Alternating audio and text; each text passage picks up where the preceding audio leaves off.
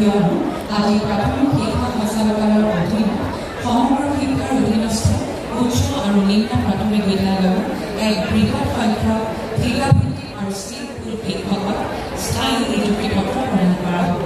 এই উপলক্ষে অসম চৰকাৰৰ বিদ্যালয় শিক্ষা বিভাগৰ দ্বাৰা আয়োজিত এই অনুষ্ঠানৰ আয়োজকসকলৰ হৈ আপোনালোকক আন্তৰিক সম্ভাষণ আদৰণি জনাইছোঁ। এতিয়া শক্তি বিভাগৰ মন্ত্ৰী শ্ৰীমতী নন্দিতা গাৰুচা ডাঙৰীয়া, আমাৰ মাজত উপস্থিত সন্মানীয় বিধায়ক লৰেন্স ইছলাৰী ডাঙৰীয়া, হেমাংগ ঠাকুৰীয়া ডাঙৰীয়া, গুৱাহাটী লোকসভা সমষ্টিৰ সন্মানীয় সাংসদ বিজুলী কলিতা মেধি ডাঙৰীয়ানী,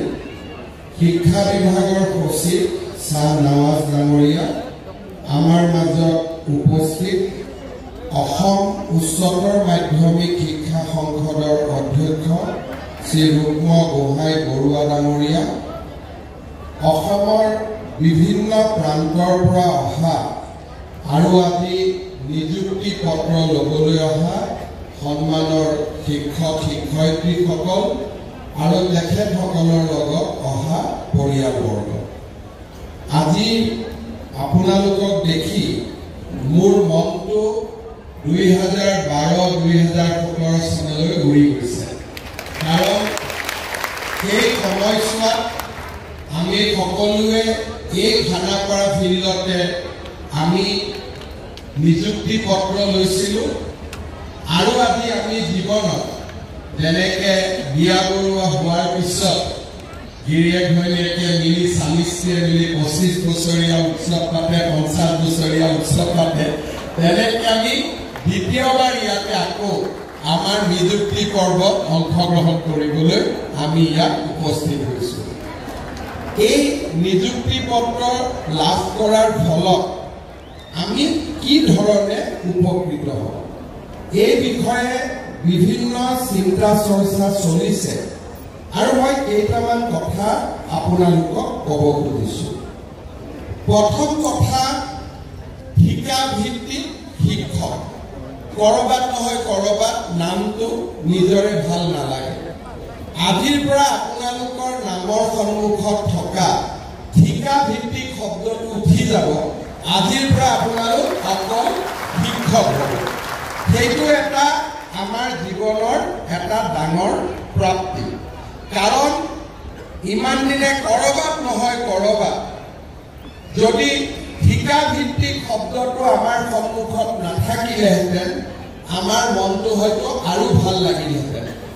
অহাকালি যেতিয়া আমি স্কুলত যোগদান কৰিম, আমি নিজক শিক্ষক হিচাপে যোগদান কৰি মনটো আপোনালোকৰ বহুত পাতল পাতল লাগিব। অহাকালি আপোনালোকে নিজৰ অভিজ্ঞতা মোক নিজে ক'ব, আপোনালোকে নিজে অনুভৱ কৰিব যে জীৱনত এটা ডাঙৰ পৰিৱৰ্তন আহিব। ইয়াৰ পিছত যেতিয়ালৈকে আমি ঠিকাভিত্তিক শিক্ষক হৈ আছিলোঁ, আমাৰ সন্মুখত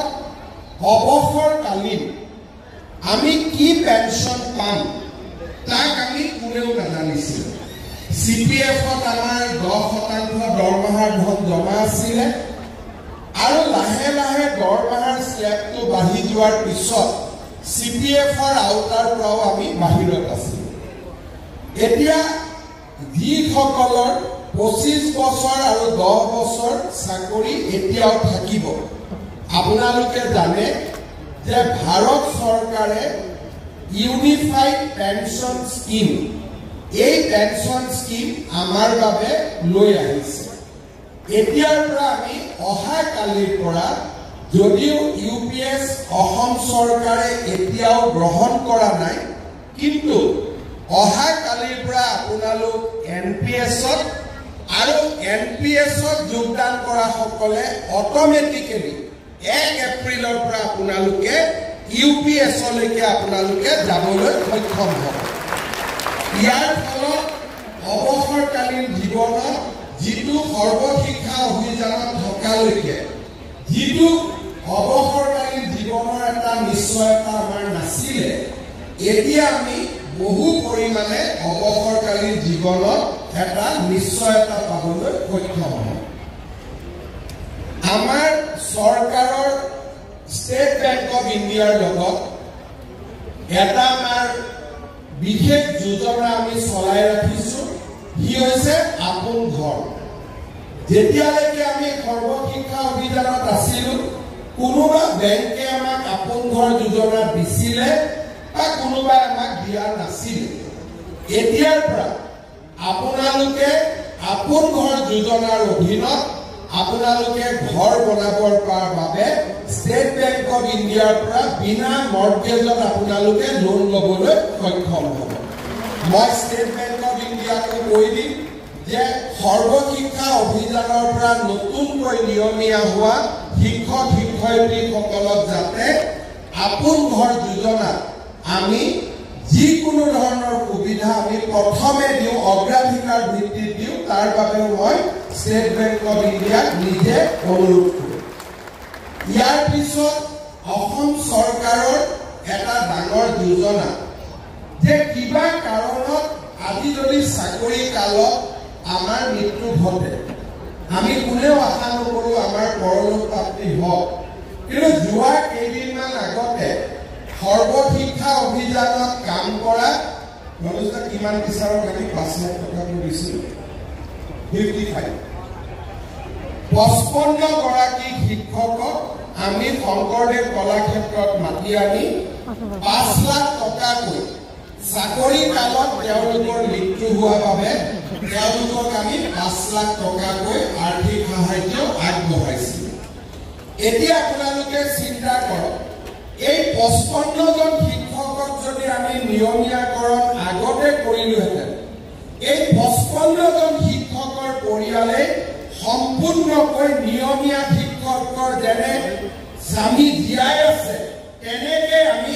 100% আমি দৰমহা পাই থাকিলোহেঁতেন কিন্তু আজি তেওঁলোকক আমি মাত্ৰ 5 লাখ টকা আমি আগবঢ়াবলৈ সক্ষম হৈছিলোঁ অহা 4 তাৰিখে আমাৰ লখিমপুৰত কেবিনেট আছে সেই কেবিনেটৰ দিনা চৰকাৰী শিক্ষকসকল বা চৰকাৰী কৰ্মচাৰীসকলৰ এই ধৰণৰ দুৰ্ঘটনাত মৃত্যু হলে স্বাভাৱিক মৃত্যু হলে আৰু কেইটামান নতুন স্কিম আমি অহা 4 তাৰিখে লখিমপুৰ কেবিনেটত আমি অনুমোদন কৰিম ইয়াৰো সমান অংশীদাৰ আজি নিয়মীয়া হোৱা শিক্ষকসকলেও লাভ কৰিব পাৰিব 3% ইনক্ৰিমেন্টৰ কাৰণে এতিয়াৰ পৰা আপোনালোকে শিক্ষা মন্ত্ৰীক মেছেজ দিব নালাগে মোকো মেছেজ দিব নালাগে নিজে নিজে বছৰত যেতিয়াই বছৰ হ'ব 3% ইনক্ৰিমেন্ট আপোনালোকৰ লগত নিজে নিজে যোগদান হৈ যাব ডিএৰ কাৰণে আপোনালোকে মেছেজ দিব নালাগে আন 10 জন চৰকাৰী কৰ্মচাৰীয়ে যেনেকে ডিএ পাব তেনেকে আপোনালোকে ডিএ পাব তাৰ বাবে আপোনালোকে কোনো চিন্তা কৰিব নালাগে আপোনালোকে মনত পেলাওক যে আমাৰ জাৰ্নিটো কেনেকে আছে মোৰ আজিও মনত পৰে ইয়াত ষ্টেট পুল টিচাৰ কোন কোন আছে হাত দাঙকচোন মোৰ আজিও মনত আছে যে 2016-17 চনত আমি ইয়াতে স্থায়ী নিযুক্তি পত্ৰ দিছিলোঁ টেট উত্তীৰ্ণ প্ৰাৰ্থীসকলক তেতিয়া এটা কণ্ডিশ্যন আহিছিলে যে এতিয়াৰ পৰা আমাৰ নতুনকৈ নিযুক্তি আৰু নহব কাৰণ গোটেই শিক্ষকসকলক শেষবাৰৰ কাৰণে টেট এবাৰ দিয়া হ'ব তাৰ পিছত আৰু আমাৰ ODL টেট নাথাকিব এই ধৰণে নতুন নিয়ম আহিছিল ষ্টেট পুল শিক্ষকসকলে মোক কৈছিলে যে আমি টেট পাছ কৰি চাকৰি নোপোৱাকৈ থাকি যাম আৰু আমাৰ জীৱন অন্ধকাৰ হ'ব সিদিনাখন এটা দিনৰ ভিতৰতে আমি সৰ্বশিক্ষাত 12,000 পোষ্ট একে ৰাতিৰ ভিতৰতে আমি ক্ৰিয়েট কৰিছিলোঁ আৰু 12,000 শিক্ষকক আমি পোনে পোনে নিযুক্তি দিছিলোঁ যোৱা বছৰ 2021 চনৰ ইলেকশ্যনৰ আগত ষ্টেট পুলৰ টিচাৰৰ প্ৰথম কম দৰমহা আছিল বাকি চুক্তিবদ্ধ শিক্ষকসকলৰ দৰমহা বেছি আছিল 21 চনৰ ইলেকশ্যনৰ আগত একে দিনাখনে ষ্টেট পুল আৰু চুক্তিবদ্ধ শিক্ষকৰ দৰমহা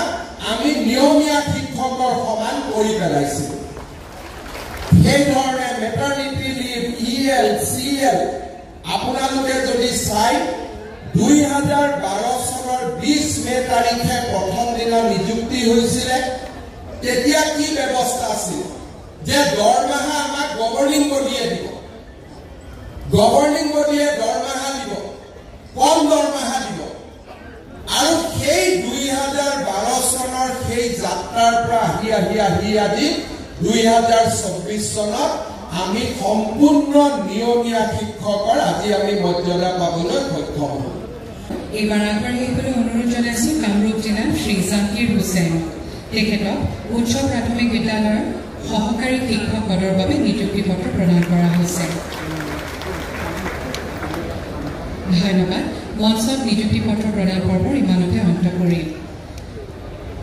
আজি নিযুক্তি পত্ৰ প্ৰদান অনুষ্ঠানত সক্ৰিয় অংশগ্ৰহণেৰে আমাক কৃতাৰ্থ কৰাৰ বাবে অসমৰ মাননীয় মুখ্যমন্ত্ৰী ডক্টৰ হিমন্ত বিশ্ব শৰ্মা দেৱলৈ আমাৰ আন্তৰিক কৃতজ্ঞতা যাচিছোঁ মাননীয় শিক্ষামন্ত্ৰী ডক্টৰ ৰমেশ পেগুলী মাননীয় মন্ত্ৰী শ্ৰীমতী নন্দিতা বৰুৱা মহোদয়া আন গণ্যমান্য অতিথি সহিতে উপস্থিত সদস্য ব্যক্তি প্ৰচাৰ মাধ্যমৰ সদস্য আৰু অনুষ্ঠানটিৰ সফল আয়োজনত জড়িত সমূহ ব্যক্তি অনুষ্ঠান প্ৰতিষ্ঠানলৈ আমাৰ আন্তৰিক কৃতজ্ঞতা যাচিছোঁ এতিয়া ৰাষ্ট্ৰীয় সংগীতেৰে আজিৰ অনুষ্ঠান সামৰিবলৈ লোৱা হৈছে ইয়াৰ বাবে উপস্থিত অতিথিক থিয় হ'বলৈ অনুৰোধ জনাইছোঁ